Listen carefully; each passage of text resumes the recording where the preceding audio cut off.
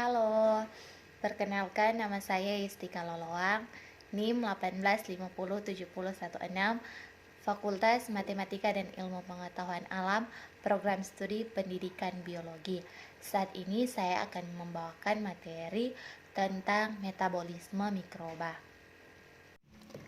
Sekarang kita masuk pada materi tipe-tipe metabolisme pada mikroba.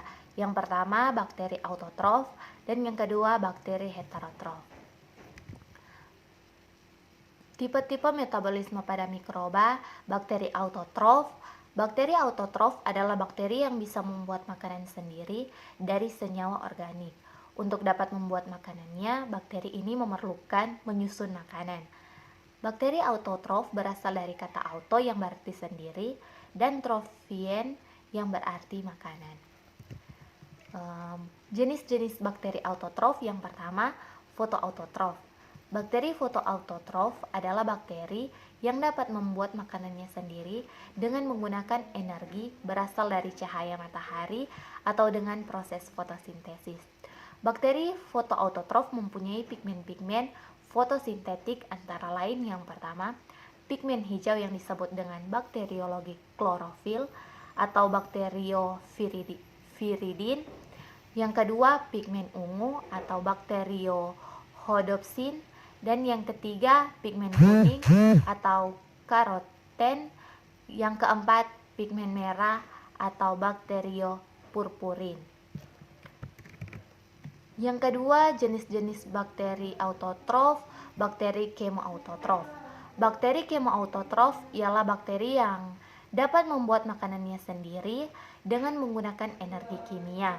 Energi kimia berasal dari reaksi oksidas senyawa organik seperti amonia, NH3, FeCO3, nitrit, HNO2, belerang es. Tipe-tipe metabolisme pada mikroba, bakteri heterotrof. Bakteri heterotrof adalah bakteri yang mendapatkan makanan yang berupa senyawa organik dari organisme lain.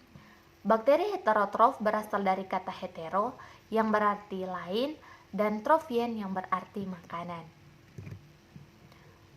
Jenis-jenis bakteri heterotrof yang pertama, bakteri saprobe. Bakteri saprobe ialah bakteri yang memperoleh makanan dengan cara menguraikan organisme yang sudah mati atau bahan organik lainnya. Bakteri saprobe yaitu organisme pengurai atau dekomposer, bangkai, tumbuhan yang sudah mati, dan sampah. Bakteri saprobe ada yang sifatnya menguntungkan dan juga ada sifatnya yang merugikan manusia.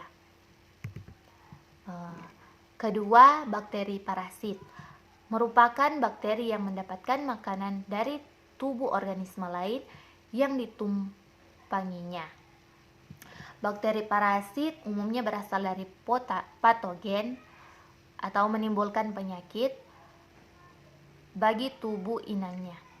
Bakteri dari bakteri patogen ialah bakteri oportunis, yang artinya bakteri yang hidup di dalam tubuh inang dan dapat menyebabkan penyakit sistem pertahanan tubuh inang melemah akibat berbagai faktor. Yang ketiga, bakteri yang bersimbiosis mutualisme. Bakteri yang bersimbiosis mutualisme adalah bakteri yang makanannya terdapat pada organisme lain yang juga memberikan keuntungan bagi organisme tersebut. Contohnya bakteri yang bersimbiosis mutualisme ialah bakteri Escherichia coli yang hidup di usus besar manusia, yang dapat dikatakan bersimbiosis mutualisme karena bakteri memperoleh makanan dari sisa pencernaan, sedangkan dari manusia memiliki keuntungan dari fungsi bakteri yang menguraikan sisa-sisa makanan dan menghasilkan vitamin K. Selanjutnya kita masuk pada fermentasi. Fermentasi adalah proses produksi energi dalam sel dalam keadaan anaerob atau tanpa oksigen. Fermentasi sebagai respirasi dalam lingkungan anaerob dengan tanpa aseptor elektron eksternal. Fermentasi dalam pemrosesan bahan pangan adalah pengubahan karbohidrat menjadi alkohol dan karbon dioksida atau asam amino energi menggunakan ragi bakteri fungi, atau kombinasi dari ketiganya di bawah kondisi anaerobik. Macam-macam fermentasi. Fermentasi asam laktat adalah respirasi yang terjadi pada sel hewan atau manusia ketika kebutuhan oksigen tidak tercukupi akibat bekerja terlalu berat. Dalam fermentasi asam laktat, pirufat direduksi langsung oleh NADH untuk membuat laktat sebagai produk limbahnya tanpa melepas CO2. Fermentasi alkohol juga disebabkan sebagai fermentasi etanol.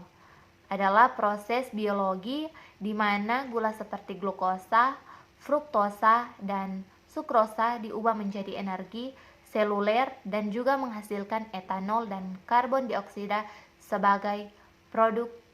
Kita masuk pada fermentasi alkohol.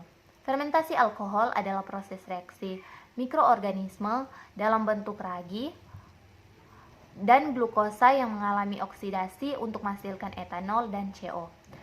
Tahap metabolisme ini identik dengan glikolisis di mana dalam proses awal molekul glukosa terurai menjadi pembentukan pirufat dan akan menjadi dua langkah reaksi enzimatik, yaitu reaksi modifikasi asam pirufat dan bentuk asetaldehida dan reaksi reduksi asetaldehida dalam bentuk alkohol.